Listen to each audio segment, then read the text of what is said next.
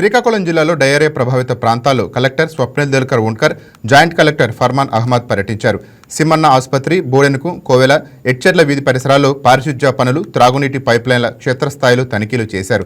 ఇప్పటివరకు సేకరించిన నీటి నమూనాల్లో ఈకోలీ బ్యాక్టీరియా ఉన్నట్లు గుర్తించామని అన్నారు. ప్రతి ఒక్కరూ తప్పనిసరిగా నీటిని కాచి చల్లార్చిన తర్వాతే త్రాగాలని సూచించారు. తాత్కాలికంగా అక్రమ పైప్ కనెక్షన్లు, మోటార్ల వాడకాన్ని నిలిపివేయాలని అన్నారు.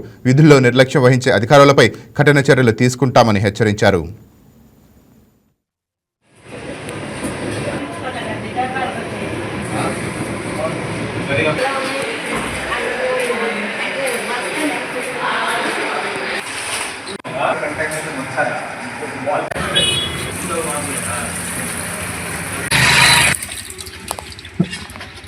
వీడియో మీకు నచ్చినట్లయితే లైక్ చేయండి, షేర్ చేయండి, మా ఛానల్ కి సబ్స్క్రైబ్ చేయండి.